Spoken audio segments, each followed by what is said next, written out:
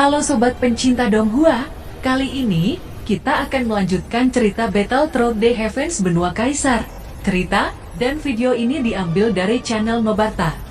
Tanpa banyak basa-basi, mari kita simak alur ceritanya. Melanjutkan dari cerita sebelumnya, setelah Xiaoyan melakukan serangan tipuan, dia bersembunyi di lautan api. Orang yang paling cemas tentang hilangnya Xiaoyan di lautan api bukanlah Dandan, tetapi pria yang pergelangan tangannya patah oleh serangan Xiaoyan. Dengan menahan rasa sakit, pria itu berdiri di depan lautan api. Dia mengeluarkan pasir kuning mencoba untuk menutupi lautan api yang diciptakan oleh Xiaoyan. Dia mencoba memaksa Xiaoyan keluar dari lautan api. Selama Xiaoyan keluar, maka kelompok Dandan akan bersiap untuk membunuhnya. Setelah pasir kuning menutupi lautan api surgawi yang diciptakan oleh Xiaoyan berangsur-angsur padam. Itu membuat Xiaoyan sedikit mengeringit. Xiaoyan tidak menyangka pasir kuning itu mampu memadamkan api surgawi. Selama pria itu tidak dibunuh, maka Xiaoyan kesulitan untuk melakukan serangan tiba-tiba. Namun akankah kelompok Dandan memberikan Xiaoyan waktu untuk membunuh pria itu? Tentu saja setelah munculnya Xiaoyan, kelompok Dandan menyerang secara bersamaan.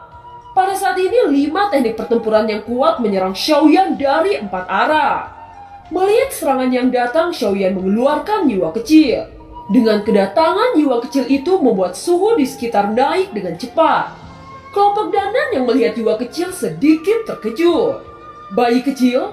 Kenapa bayi kecil ini memancarkan panas yang luar biasa? Ucap Dandan. Jiwa Kecil melihat kelompok Dandan dengan ekspresi acuh tak acuh. 5 lotus merah ditembakkan dengan cara seperti kilat saat menuju ke arah kelompok Dandan. Kemunculan lotus merah membuat langit berfluktuasi. Cahaya merah memenuhi mata setiap orang. Kelompok Dandan tidak berharap bayi kecil dengan mudah menghadang serangan yang mereka ciptakan. Saat kedua serangan bertabrakan, Xiaoyan mengambil kesempatan untuk mengeluarkan 10.000 langkah.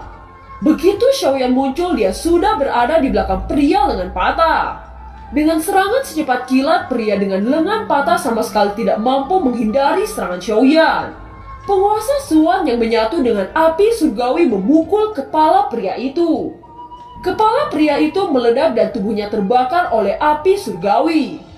Begitu pria dengan lengan patah meninggal, pasir kuning di seluruh tanah segera menghilang. Beberapa orang Quildan terkejut dan tidak bisa berkata-kata. Trik yang ditampilkan Xiaoyan tidak ada henti-hentinya. Bahkan dia mampu memanfaatkan peluang untuk membunuh kelompok mereka. Itu membuat kelompok Dandan semakin merasa dipermainkan oleh Xiaoyan. Pada saat ini Dandan dipenuhi dengan ketidakpercayaan. Setelah menyaksikannya sendiri, dia percaya bahwa Xiaoyan sangat hebat. Harga diri Dandan sangat terpukul. Xiaoyan menatap Dandan dengan tenang. Tidak ada kebanggaan di wajahnya. Meskipun Xiaoyan berhasil membunuh lelaki sebelumnya, kekuatan antara kekuatan kedua belah pihak masih sangat berbeda. Danxin menatap Xiaoyan dengan penuh kebencian di matanya. Kemudian dia tiba-tiba menembak Xiaoyan tanpa peringatan. Pedang darah diayunkan saat menebas ke arah Xiaoyan. Merasakan serangan pembunuhan yang kuat, Xiaoyan tidak menghindar, tetapi dengan paksa membelah api langit di areanya dan tahu bagaimana bertarung selanjutnya. Xiaoyan mengambil keuntungan dan menghindari pukulan sengit Sushi. Pada saat yang sama, Liu Chu dan 2 Dodi bintang 7 lainnya juga terbang bersama. Ingin mengelilingi saya? Tidak semudah itu, ucap Xiaoyan. Xiaoyan segera mulai menampilkan teknik 10.000 langkah. Dan pada saat yang sama ia mengeluarkan ledakan api surgawi. Jiwa Kecil juga meledak menjadi lotus api yang mekar pada waktunya. Xiaoyan tidak hanya mampu mengeluarkan lautan api, tetapi dia memiliki teknik bertarung 10.000 langkah. Terlebih lagi Xiaoyan memiliki jiwa kecil yang mampu mengeluarkan lotus api. Itu membuat seluruh kelompok Dandan menjadi pucat pasi. Saat ini kelompok yang dipimpin Dandan hanya bisa menghindari serangan lotus api yang dilemparkan oleh jiwa kecil. Untuk sementara waktu, kelompok Dandan hanya bisa bertahan di bawah serangan lotus api. Xiaoyan yang melihat ini berkata dengan jahat, "Apa ini kekuatan yang Anda banggakan? Bagaimana cara Anda membunuh saya jika Anda hanya bisa bertahan dan tidak melakukan penyerangan? Ucap Xiaoyan. Setelah itu sosoknya menyatu dengan api surgawi. Melihat Xiaoyan yang menyatu dengan nyala api, Susin dan Liu Chu hanya bisa mengutuk. Sialan, bocah ini benar-benar mempermainkan kita, ucap Susin dan Liu Chu. Mereka dengan cepat memerintahkan kedua orang untuk mendekati kelompoknya yang bertarung dengan kelompok Longyan. Sedangkan mereka berdua mendekati kelompoknya yang bertarung dengan kelompok Xiaozan. Mereka sangat takut jika Xiaoyan melakukan serangan tiba-tiba kepada kelompoknya yang menyerang Longyan dan Xiaozan. Gerakan Xiaoyan yang secepat kilat dia sudah berada di belakang kedua orang itu. Pada saat yang sama penguasa Suan yang membawa aturan api surgawi membelah tubuh kedua orang itu. Dan tubuh keduanya terbakar hingga menjadi ketiadaan. Setelah membunuh kedua Dodi bintang 7, akhirnya tubuh Xiaoyan kembali memasuki lautan api. Melihat situasi seperti ini, Dandan segera memerintahkan dua kelompok yang menyerang Longyan dan Xiaozan. Kalian berdua cepat lakukan serangan tim. Bunuh mereka berdua secepat mungkin, teriak Dandan dengan sangat marah. Siwu dan Yiluo kekuatannya berada di bintang 7 akhir. Jika mereka melakukan serangan tim, maka mereka akan berada di Dodi bintang 7 puncak. Dengan kata lain, mereka pasti membunuh kelompok Longyan dan Xiaozan dengan mudah. Setelah itu, kedua kelompok yang dipimpin oleh Siwu dan Yiluo mulai melakukan serangan tim. Kekuatan yang besar memasuki tubuh mereka berdua. Karena kekuatan Ziying adalah serangan diam-diam ditambah cambuk aneh yang diterapkan oleh King Mu'er. Dengan melakukan serangan tim, maka kelompok Dandan akan diuntungkan. Meskipun pertahanan Longyan sangat kuat, jika Dodi bintang 7 puncak melakukan serangan, maka pertahanan Longyan pasti akan runtuh. Saat Xiaoyan melihat kelompok Wildan yang mulai melakukan serangan tim, dia segera menyalurkan energi ke dalam tubuh Longyan. Namun Xiaoyan tidak berencana untuk muncul. Dia ingin mengamati keterampilan bertarung tim Wildan sebelum membuat keputusan dan melakukan serangan menyelinap. Sekarang Dandan, Susin, dan Liu Chu mengelilingi lautan api untuk waspada setiap saat. Mereka tidak membiarkan Xiaoyan berhasil melakukan serangan menyelinap lagi. Selama kelompok Longyan dan Xiaozan dihancurkan, maka mereka akan dengan mudah membunuh Xiaoyan. Pada saat ini Siwu sudah melakukan serangan kepada kelompok Longyan. Daoke yang kuat dari Dodi bintang 7 puncak meletus tanpa ditahan. Siwu memegang tombak dan langsung menusuk ke arah tubuh Longyan. Setelah Longyan menerima energi dari King Mu'er, Ziying, dan Xiaoyan, kekuatan Longyan melonjak ke Dodi bintang 7 menengah. Longyan memutar tubuh naga dan ekor naga berkibar menuju kelompok Siwu. Ekor naga dan tombak Siwu bertemu. Ledakan yang keras terdengar di tengah-tengah kerumunan. Guntur yang menyala di ekor Longyan perlahan-lahan mulai redup. Namun ujung tombak Siwu mekar dengan air dan menikam ke arah ekor Longyan. Terkena serangan hujan air tajam, wajah Longyan menjadi merah. Darah menetes di sudut mulut Longyan. Melihat Longyan mengeluarkan jejak darah, sudut mulut Siwu membentuk senyum kemenangan. Selanjutnya Siwu mendorong tombak dengan sangat keras. Tepat ketika Siwu berpikir bahwa tubuh naga akan tertusuk oleh tombak tajam, tiba-tiba roh guntur petir yang diwariskan oleh Kaisar Fenglin bereaksi. Energi yang sangat dahsyat meledak dari titik bentrokan. Tombak Siwu seketika hancur meledak ketika terkena petir yang sangat dahsyat. Siwu seolah-olah tersengat petir saat tubuhnya terpental dan memuntahkan seteguk darah. Tangan kanannya yang terkondensasi oleh hujan lenyap dihamburkan oleh energi keras. Longyan tertawa puas dengan roh petir yang disegel oleh Kaisar Fenglin. Alasan mengapa itu tidak digunakan sebelumnya adalah bahwa itu hanya digunakan untuk sementara meringankan tekanan sebelumnya. Dan itu tidak dapat mencapai hasil yang substansial. Adegan mendadak ini mengejutkan Dandan, Susin, dan seorang Dodi bintang 7 puncak lainnya. Mereka bertanya-tanya apa yang sebenarnya terjadi. Sekarang setelah roh petir digunakan, Ziying sepenuhnya akan mampu membunuh mereka yang terjatuh di belakang Suwu. Sosok Ziying menghilang menjadi bayangan ungu saat memburu Dodi Wildan yang hanya memiliki kekuatan 6 bintang. Pada saat ini Siwu telah mendarat dan menstabilkan sosoknya. Tangannya tidak lagi bergerak, tetapi tubuhnya mati rasa dan tidak dapat mengimbangi. Ketika dia akan menoleh, tiba-tiba ratusan bayangan ungu yang identik menerkam teman-temannya. Dia ingin mengerahkan kekuatan jiwanya untuk membedakan mana yang merupakan tubuh sejati dari bayangan ungu. Namun kekuatan jiwa dia tidak bisa ditunjukkan untuk sementara waktu. Disinilah efek dari roh petir Daudi bintang 9 paling menakutkan. Efek kelumpuhan sengatan listrik akan ditransmisikan ke laut jiwa seseorang. Saat Siwu akan lari ke tempat Dandian berada, tiba-tiba cambuk melilit kedua kakinya. Kemudian cambuk lain mengikat tangannya ke pinggangnya. Itu adalah serangan dari Mu'er yang mengikat Siwu dengan erat. Selanjutnya ekor naga yang besar menyapu tubuh Siwu menjadi ketiadaan. King Mu'er tertawa puas dengan kombinasi yang sangat baik ini. Dalam adegan ini, Xiaoyan yang bersembunyi di lautan api juga tertawa. Xiaoyan akhirnya menghela nafas dan tidak jatuh ke dalam kekhawatiran. Xiaoyan sangat percaya diri dengan kemampuan Longyan, Ziying, dan Mu'er untuk menyerang. Ziying tersenyum melihat mayat dua Daudi di Quildan dengan tangan menutupi tenggorokannya. Setelah itu dia bergegas kembali ke kelompoknya. Dan tidak tahu apa yang sebenarnya terjadi pada kelompok Siwu sekarang. Sehingga tim Siwu kalah begitu cepat dan begitu menyedihkan. Itu sangat memalukan untuknya. Dan, apakah sekarang Anda menyesal? Anda hanya bisa menyalahkan diri sendiri karena terlalu percaya diri. Sekarang pertempuran kelompok juga dimenangkan oleh pasukan saya, ucap Xiaoyan dengan sangat santai. Tiba-tiba Susin berkata, Tuan, saya khawatir kita harus bergegas ke tim Yiluo, ucap Susin. Dandan memandang Susin dan mengikuti tatapan Susin. Longyan, Ziying, dan King Mu'er juga terbang menuju Yiluo. Ayo kejar, ucap Dandan segera terbang keluar. Saat ia terbang ke Yiluo, Dandan memerintahkan untuk Luo Chu yang menjaga di bawah.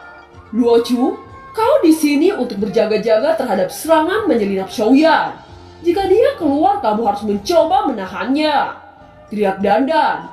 Ketika tim Siwu kalah, seluruh situasi pertempuran berubah secara signifikan.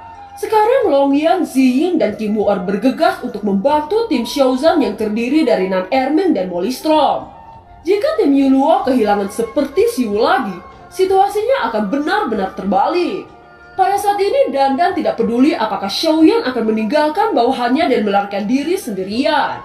Dia akan menangkap ke-6 orang lainnya hidup-hidup, sehingga dia dapat berurusan dengan leluhur suku iblis. Dengan begitu dia dapat mempublikasikan di seluruh benua bagaimana Xiaoyan adalah orang yang acuh tak acuh yang meninggalkan bawahannya ketika dalam bahaya. Ketika itu terjadi, reputasi Xiaoyan akan hancur dan juga akan kehilangan persahabatan Kaisar Iblis. Bahkan mungkin Sun Er akan memandang rendah dia dan pergi. Kalau begitu Xiaoyan mungkin lebih baik mati daripada hidup. Dandan sangat menyesali mengapa dia tidak memahami ini sebelumnya. Begitu ketiga tim Longyan terbang dan punya waktu untuk berpartisipasi dalam pertempuran, dia mendengar jeritan 3 pria di atas pegunungan Sufeng. Siapa yang sudah memberikan pukulan keras? Mengapa 3 orang tewas pada saat bersamaan? Jadi siapa yang melakukannya? Xiaozan tidak memiliki kekuatan membunuh ini. Racunan Ermin tidak akan melakukan sesingkat ini. Jadi bagaimana Molly Storm bisa melakukannya? Ucap Longyan, Ziying, dan King Mu'er. 3 jeritan yang terdengar adalah 3 Daudi tingkat 7 menengah terbunuh pada saat yang sama. Semua orang sangat terkejut. Meskipun 3 Daudi bintang 7 menengah mentransfer Doki kepada Yiluo, tetapi mereka masih berada di Daudi bintang 6 puncak. Tidak mungkin Nan Erming, Molly Storm, dan Xiaozan mampu membunuh mereka bertiga di bawah tekanan Yiluo. Apakah Xiaoyan yang melakukan serangan menyelinap itu? Tanya Dandan. Susin menggelengkan kepala lalu berkata, itu dilakukan oleh Molly Storm, ucap Susin. Molly Storm? Bagaimana mungkin Molly Storm memiliki kekuatan seperti itu? Membunuh 3 bintang 6 puncak pada saat yang sama.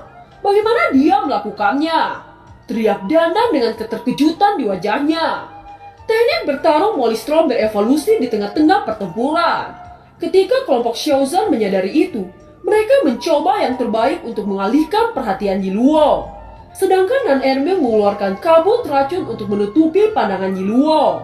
Saat itulah Molistrom mengeluarkan hujan angin ke arah 3 Dodi bintang 6 puncak. Dengan berevolusinya, teknik bertarung Molistrom itu tidak dapat ditangguh oleh ketiga Dodi bintang 6 puncak. Ucap Susin, hanya dengan pengamatan sekilas Susin mampu mengamati perubahan di medan pertempuran. Itu juga membuktikan Susin merupakan pemimpin pasukan elit dari Quildan. Pada saat ini Yiluo sangat marah, dia meraung melesat ke arah Molistrom. Sayangnya Molistrom telah menyatu dengan angin. Sosok Molistrom berkibar seperti kibasan angin. Yiluo berhenti mengejar dia dan tidak berharap kecepatan Molistrom begitu cepat.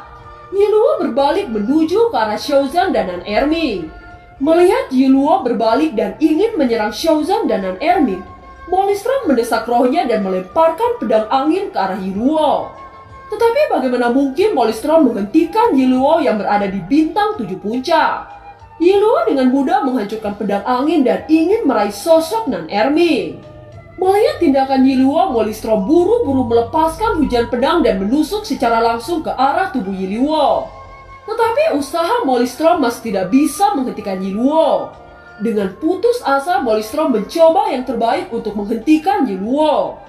Molistrom bergegas menuju Yiluo dengan pedang angin menebas ke arah punggung Yiluo. Yiluo mengabaikan serangan Molistrom. Dengan kekuatan bintang 7 awal yang dilepaskan oleh Molistrom, itu tidak akan menyebabkan kerusakan pada Yiluo. Molistrom tiba-tiba terdiam seolah-olah tubuh Molistrom membeku. Melihat apa yang dilakukan Molistrom membuat Yiluo marah. Sialan, apa dia ingin bermain-main dengan saya? Teriak Yiluo. Namun saat tubuh Yiluo berbalik, dia terkejut melihat tindakan Molistrom. Apakah dia mendapatkan pencerahan dan ingin menerobos? Gumam Yiluo. Yiluo sangat tertarik dan bertanya-tanya apa yang dipelajari oleh Molistrom. Dia hanya bintang 7 awal, meskipun dia melakukan terobosan, itu tidak akan membawa ancaman baginya. Baiklah, saya ingin lihat seberapa kuat Anda saat melakukan terobosan, ucap Yiluo. Pada saat ini Molistrom mulai memahami misteri angin. Molistrom merasa ada sesuatu yang tampaknya telah hancur dalam pikirannya. Tiba-tiba Molistrom bergetar hebat. Ketika menyadari misteri angin, maka dia bisa memobilisasi angin dengan sesuka hati. Sekarang tingkat pemahaman Molistrom tentang misteri angin sudah mencapai tingkatan yang baru. Kaisar Feng Lin, terima kasih sudah mengajari kepada murid ini, ucap dalam hati Molistrom. Pada saat ini Molistrom mengangkat pedang angin ke arah langit. Pedang angin memancarkan cahaya biru terang. Pedang angin dibungkus oleh badai angin yang dahsyat dan mengembun menjadi pedang gelap raksasa. Ketika Yiluo melihat Molistrom membentuk pedang angin hitam raksasa, dia mencibir. Apa Anda berpikir bisa mengalahkan saya hanya dengan merubah bentuk pedang angin Anda? Saya ingin melihat apakah pedang ini mampu melukai saya, teriak Yiluo dengan nada keras. Mendengar kata-kata Yiluo, Molistrom hanya tersenyum. Dia hanya berkata dengan lembut, "Semoga Anda tidak menyesalinya," ucap Molistrom. Yiluo yang mendengar ucapan Molistrom langsung meninju ke arah pedang angin hitam. Tinju tajam Yiluo melesat ke arah pedang angin hitam. Molly mengambil langkah maju dengan lambaian tangan, pedang angin hitam yang membawa momentum kuat melesat ke arah kepalan tangan Yiluo. Tidak ada suara benturan keras yang terjadi, hanya suara teriakan keras yang tiba-tiba terdengar. Yiluo mendapati bahwa lengan kanannya terpotong oleh pedang angin hitam. Jeritan yang keras terdengar di tengah-tengah medan pertempuran. Molistrom berjalan dengan ekspresi acuh tak acuh. Dia mengangkat pedang angin hitam di atas kepala Yiluo dan melesat tanpa peringatan. Di hadapan serangan Molistrom, mata Yiluo seketika menyusut. Dia tidak menyangka pedang hitam yang dilepaskan oleh Molistrom sangat kuat dan tajam. "Berhenti! Tolong ampuni aku!" teriak Yiluo. "Sudah terlambat," ucap Molistrom. Di bawah serangan mendadak Molistrom, tubuh Yiluo terbelah menjadi dua dan darah menyembur ke segala arah. Melihat kesempatan yang datang, Xiaoyan dengan cepat seperti kilat menuju ke arah Dodi bintang 6 puncak yang mentransfer energi ke tubuh Yiluo. Dengan ayunan kuat, penguasa Suan, tubuh ketiga Dodi bintang 6 puncak menjadi kabut darah. Melihat kejadian ini, Dandan hampir gila. Dia tidak menyangka keempat orang mati dengan mudah di tangan Molistrom dan Xiaoyan. Yelong terlalu ceroboh, dia tahu energi yang ditransfer sudah melemah, tetapi dia tidak mundur dan mencoba mengadu pedang hitam dengan pukulannya. Pada saat ini kelompok Xiaoyan berkumpul. Mereka memandangi orang-orang Wildan. Di sisi lain kelompok Wildan juga mulai berkumpul. Sekarang kelompok Dandan hanya tersisa 9 orang. Sedangkan kelompok Xiaoyan sama sekali tidak ada yang kurang. Meskipun mengalami kerugian besar, tetapi Dandan masih percaya diri dengan pasukannya. Yang perlu mereka waspadai hanya serangan menyelinap Xiaoyan. Selama Xiaoyan tidak diberi kesempatan untuk melepaskan serangan mendadak, maka kemenangan berada di tangan orang-orang Wildan. Pada saat ini kedua bintang 7 puncak berhadapan dengan Xiaoyan. Xiaoyan sangat tenang dan bersemangat. Apa yang dia inginkan adalah efek seperti ini. Jika kedua Dodi bintang 7 puncak fokus padanya, maka kelompok Xiaoyan bisa membunuh satu persatu orang-orang Wildan. Xiaoyan melangkah maju dan penguasa Suan diayunkan ke arah Liu Chu. Liu Chu melihat Xiaoyan meluncurkan serangan ke arahnya. Dia dengan cepat menebas penguasa Suan dengan pedang emas. Pedang dan penguasa Suan saling berbenturan, kemudian keduanya diguncang kembali. Xiaoyan mundur 3 langkah dan Liu Chu mundur 10 langkah. Su Xin yang melihat Liu Chu dalam posisi tidak menguntungkan, dia cepat-cepat bergegas untuk membantu. Bayangan 18 pedang biru menusuk ke arah Xiaoyan. Pada saat yang sama Liu Chu menstabilkan tubuhnya dan melambaikan pedang emas untuk menyerang Xiaoyan. Gelombang serangan gabungan keduanya membuat ruang terdistorsi.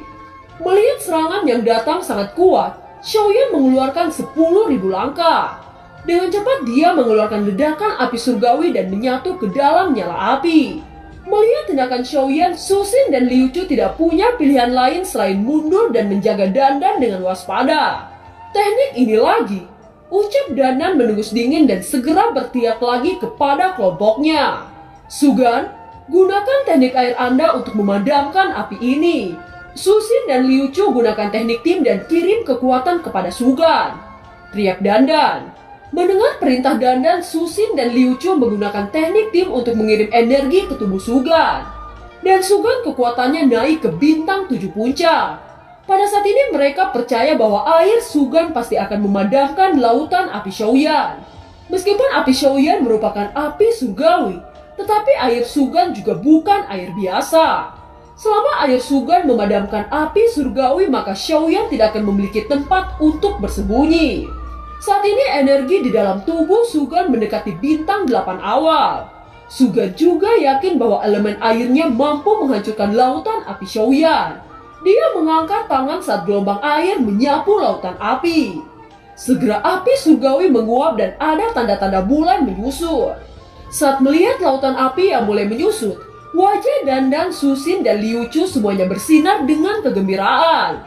Namun saat mereka merasa gembira, tiba-tiba bidang salju Ziyin menyapu ke arah air yang diciptakan oleh Sugan. Ketika suhu mencapai tingkat tertentu, air akan membentuk es. Ini adalah hukum alam. Setelah beberapa saat, permukaan air mulai membeku. Melihat apa yang dilakukan Ziyin, Dandan berteriak dengan keras. "Kalian cepat hentikan Ziyin!" teriak Dandan. Cahaya kemasan terang menyala di tangan Liu Chu dan menebas ke arah Ziyin. Pada saat yang sama, Su Xin juga mengayunkan pedang menuju arah Ziyin. Ziyin berubah menjadi bayangan dan mampu menghindari serangan mereka berdua. Permukaan air yang ditutupi oleh es tiba-tiba meledak ke arah Su Xin dan Liu Chu. Semburan es ini adalah apa yang Ziyin pelajari dari Kaisar Fenglin. Dan film pun berakhir. Terima kasih telah menyimak dari awal sampai akhir ya. Sampai jumpa.